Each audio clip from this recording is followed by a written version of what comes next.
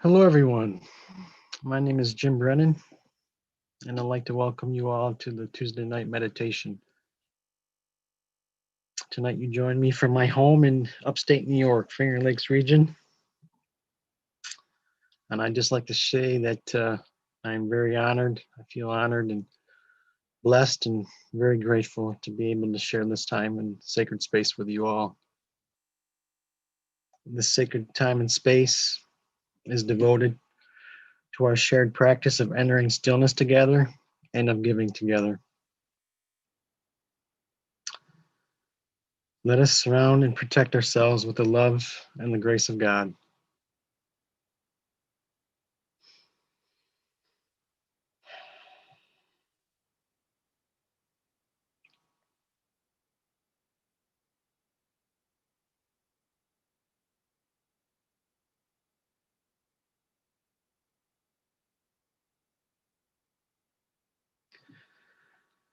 Before we begin the meditation, I'm going to share a passage um, from the new message, one of my favorite revelations, along with joy and gratitude, called The Meaning of Christmas. But before I do that, I'd like to share a story with you um, about part of my life. In 2000, I took a bike trip across Europe with a friend of mine. I'd like to tell you a little bit about it because of the significance of that trip and how it relates to this revelation and why it's so important to me now. Did a bike trip in 2000, and before I did, I sold all my things. I sold my house, I sold my clothes, I sold everything, and I left. Um, People thought I was crazy. I left a good job. Um, I left life, as we know it, in terms of the pursuit of happiness, and did a bike trip. And during that trip, um, I truly experienced what the meaning of relationship really is and saw the fundamental goodness of the people that we encountered in the world, which was a gift for me. During that trip, um, there was a shift within me that occurred in terms of how I related to people, what I began to practice, how I looked at life, how I looked at myself. Um, and I feel that was the start of my search um, for the new message and my search for my purpose. So the trip ended. We biked all the way from Ireland, Wales, England, Holland, Germany, France, Italy. Uh, Took a ferry to a couple islands: Corsica, Corfu, Sardinia. Um, Biked all those islands and just met so many wonderful people and experienced so many things. We slept with homeless people. We slept with rich people. We slept with middle class people. Um, we didn't have a roof over our head. We had a tent. So I guess if we did have a roof over our head, but not like we see it in society. So we ended the trip up. I accumulated many things, and the new message tells us that the only thing we take with us is the relationships we've cultivated in life. Um, and I'm sure I'm going to be taking some of those relationships I made with me uh, from beyond. So when I came back after the trip, um, and it was at this time during Christmas, we were gone for about a year almost. And the joy I felt when I came back during this time was profound. I looked at others with compassion and with an open heart and an open mind, and I loved how that made me feel. I really, but as time went on, I lost that feeling, and I didn't know what it was, and I didn't know where it came from. I do now. I lost that gift only to fall back and forget the joy of people, the love and power of relationship, and what that brings to all of our lives. In my experiences of others' life in the world, I knew Christmas lived within me and everyone else. Each day that we live, I just didn't know how at that time. Thanks to the messenger and the message, now I do.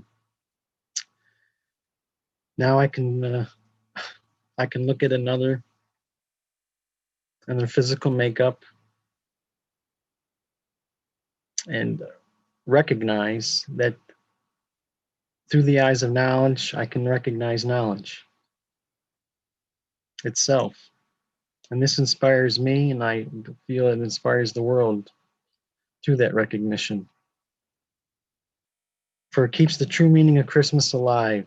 And with that, it keeps knowledge alive in the world.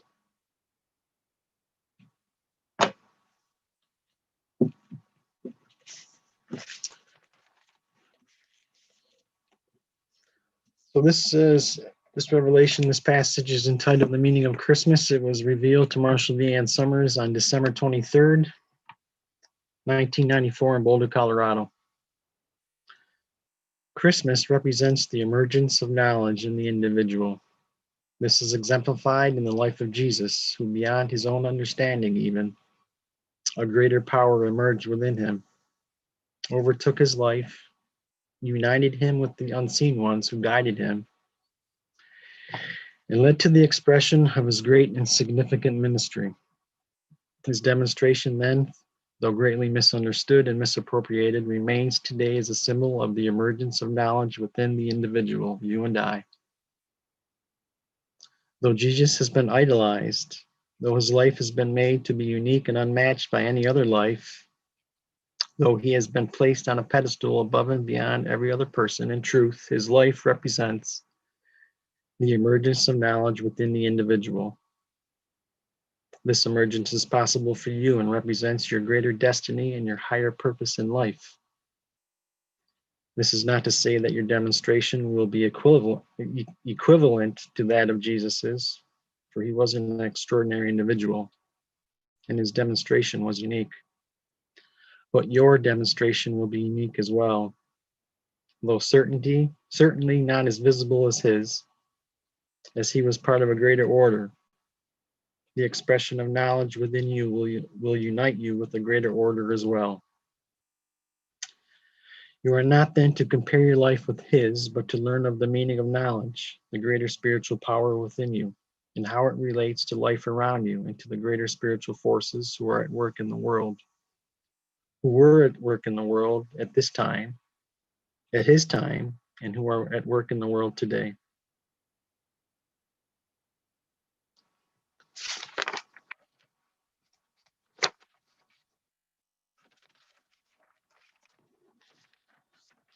Without this greater purpose, you would be fragmented, and the aspects of your personality and mind would not find a basis for integration or unity. Without this greater purpose, you will struggle with survival and with fulfillment, but without satisfaction, sensing, feeling, and knowing that as time passes, your greater purpose and your greater calling are going unfulfilled and unanswered. This is Christmas for you.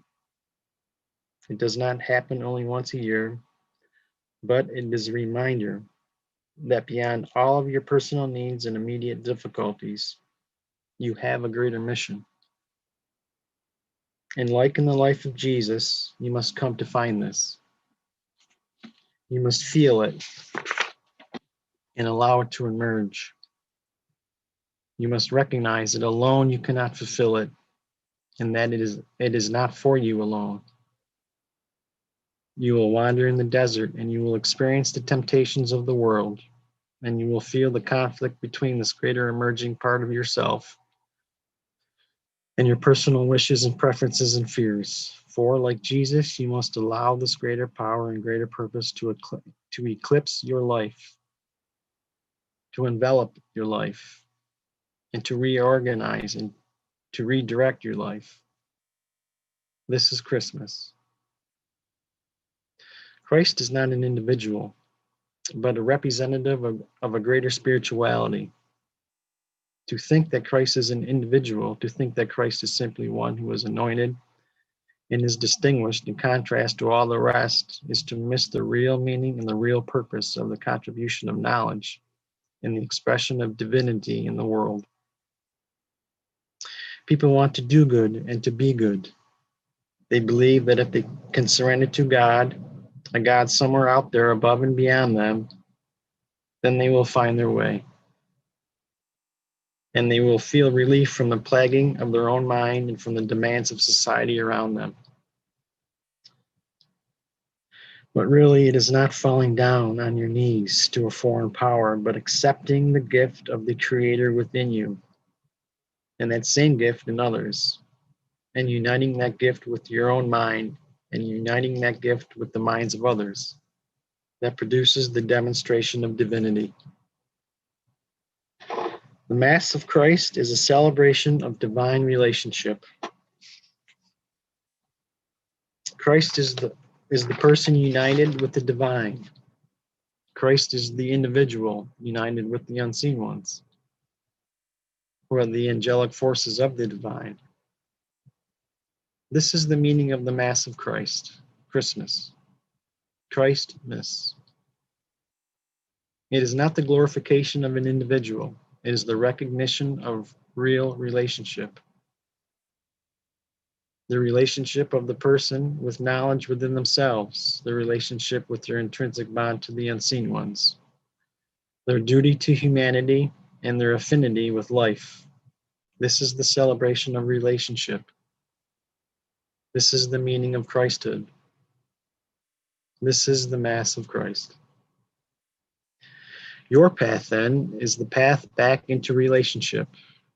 Not romance, but relationship.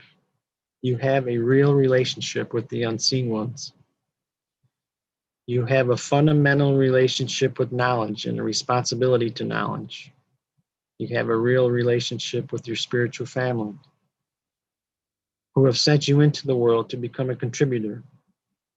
You have a real relationship with the natural world, which is the arena of life into which you have come to participate and to contribute.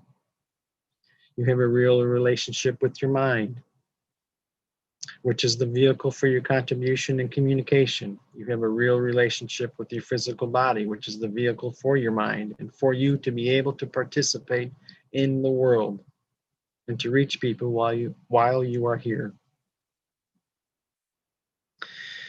If you are not content with the pleasures of the world and the distractions of the world, if you find no peace in endless romance with people and with possessions, if you look upon the world and you feel its needs and you hear its calling, then you are beginning to respond to knowledge within yourself and within the world. And that's what really happened to me on that bike trip. You are beginning to feel beyond the intoxications of life. You are opening your mind to experience life in its grandeur and in its desperate need. You are opening yourself to Christmas, which is not a singular event, but rather a celebration of life and the greater process of life, moving you towards knowledge and contribution. This Christmas, remember you have a greater responsibility, a responsibility that transcends your duties and obligations to others, and even transcends your acquisitions of the basic necessities of life, and your acquisition of the many things in life which are not necessities. For you were sent here for a purpose, to play a small but vital part in a greater education and upliftment of humanity. You were sent here to give to the world and to be in the world. The world needs you. And as you are able to regain your relationship with the world, you will experience what it is calling for you and how you can respond. Then you will find your response and will find your gift. And with your gift, you will find all those who are a part of your gift, those who will enable you to give, and those who will receive your gift as well. And every time you give, it will be Christmas. And every time you are moved to support another or to take action beyond your personal interests or even understanding, it will be Christmas. Christmas is a celebration of every moment that the person is moved by knowledge and contributes with knowledge. Though it is celebrated as one event in your calendar, as a unique time of the year, it is meant to be an experience for you to have in life and for you to share with others. Then you will come to know Jesus, not because you can sympathize with him, but because you are undergoing a process that he underwent, and you are beginning to experience the reality that he represented.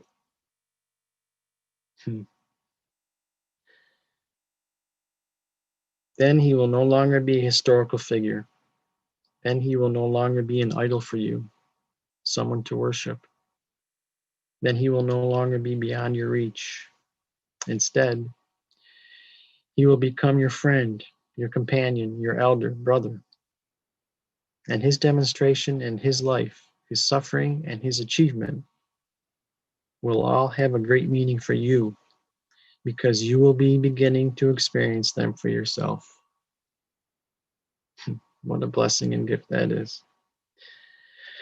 And you will know that he is not to be idolized, but to be embraced.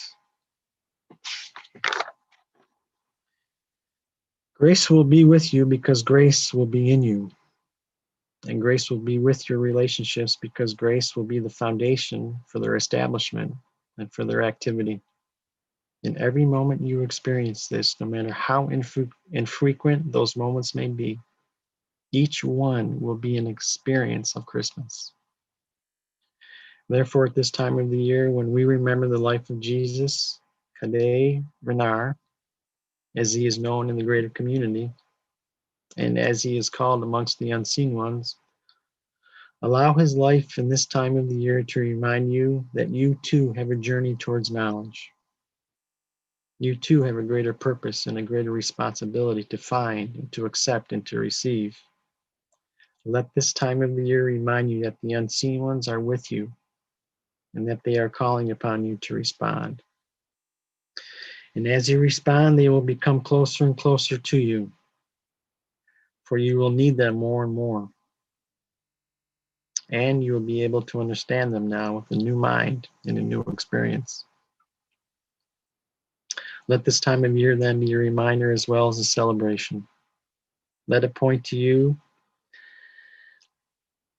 to the future and not only to the past. For you have come to give to the world and to help meet its current needs and to prepare it for its great future, so that humanity may be able to prepare for its encounter with the greater community and all the divergent races in the greater community. And also so humanity may become one great community, to find its foundation, to unite itself so that it may preserve the world and to be able to participate in a greater network of civilizations in the greater community. At whatever level your contributions may be given, whatever small part you may play in this great evolutionary change and emergence, let this Christmas be a reminder that there is a calling for you and that you seek to respond because this is the only means for fulfillment and satisfaction in life. This is the only basis for real and lasting relationships. You too have come to serve the world. You too have come to prepare it for the future. You too have come to keep knowledge alive in the world and to keep humanity moving forward. You too can participate in the Mass of Christ, the celebration of divine relationship in the world, in the realization of a greater purpose and activity in the world.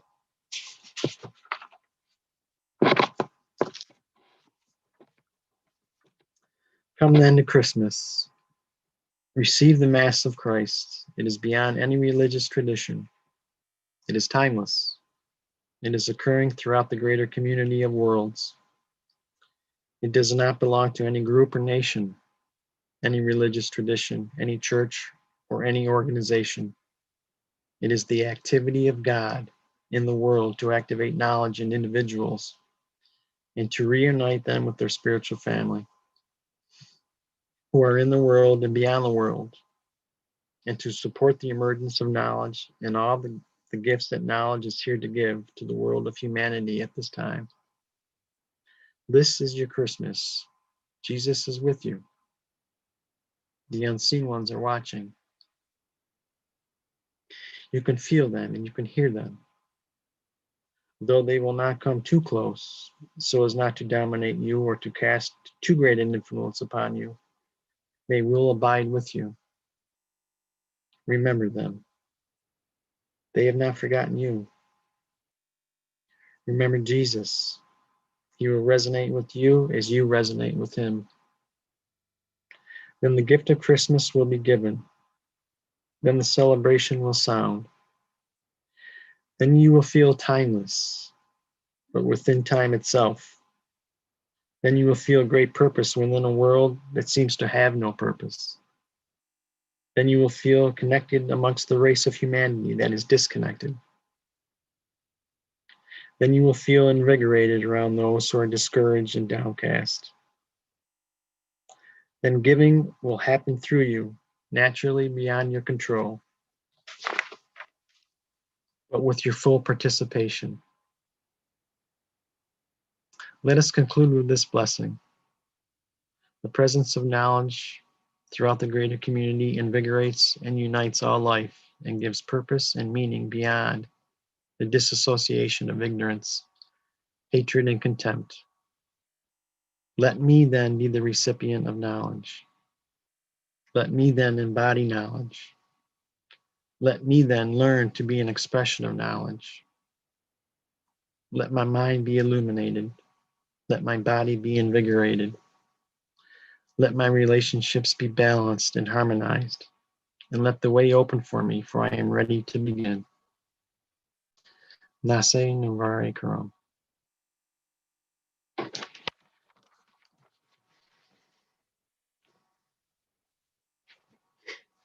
Please join me in the 30-minute stillness practice.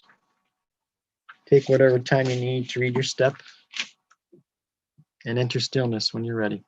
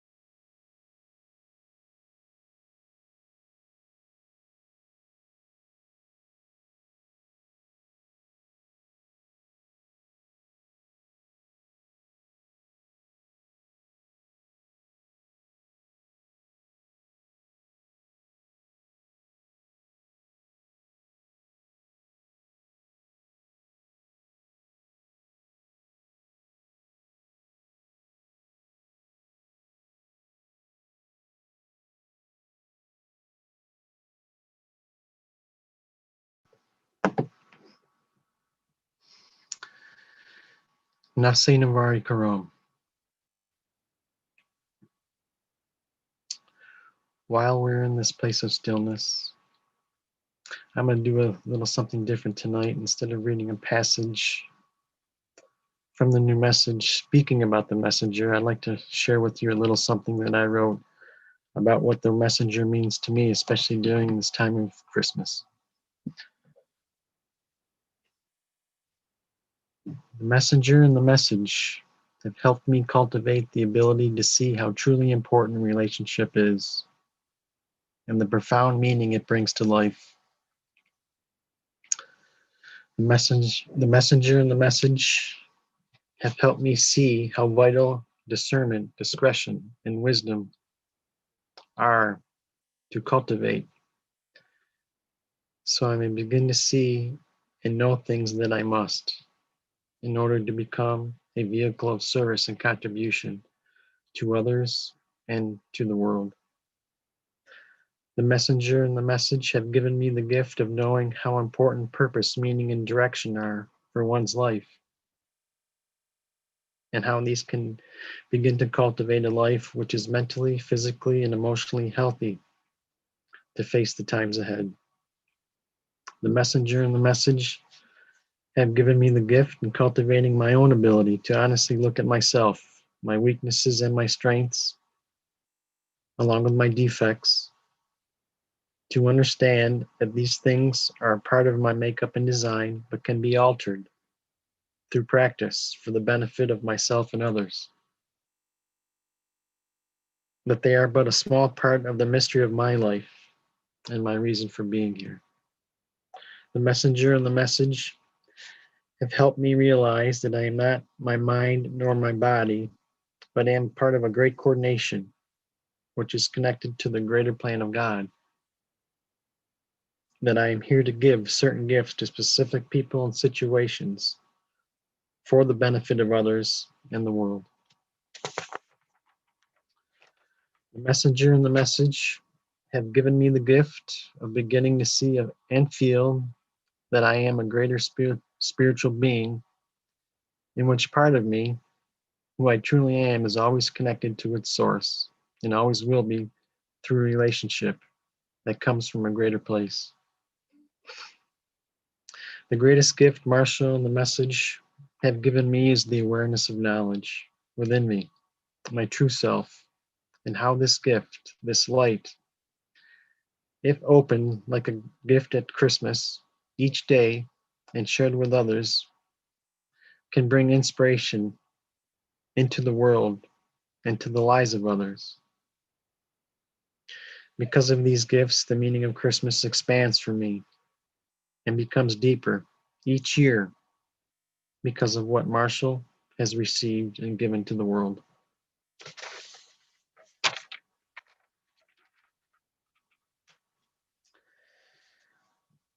Let us spend a few moments together to be with Marshall and send him our love and our strength and our devotion to him and to the mission.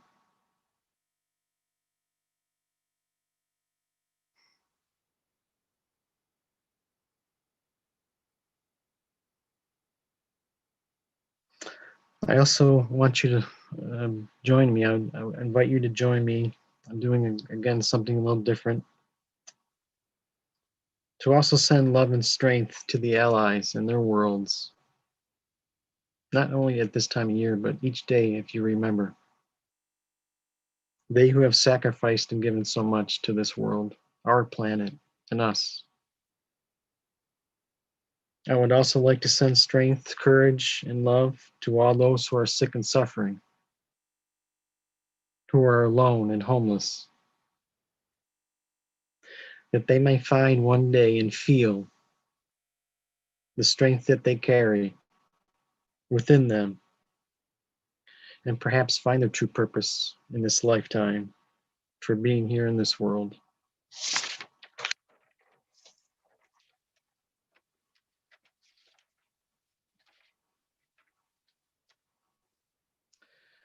I want to wish a happy holy days to each and every one of you who have joined here tonight, and all you folks are on this magnificent planet,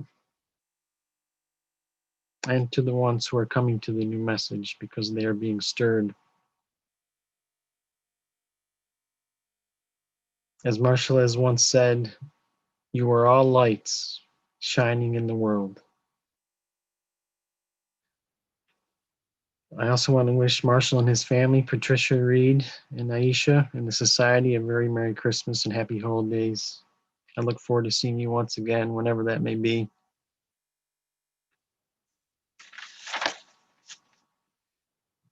Nasi Navari Karam. Keep Christmas alive in your heart and live it each day and give each day of yourselves. Because in learning how to give, we also learn how to receive, and that is the greatest gift. And in this, from our ancient home, we learn how to live truly. Nasi Navari Karam and good night.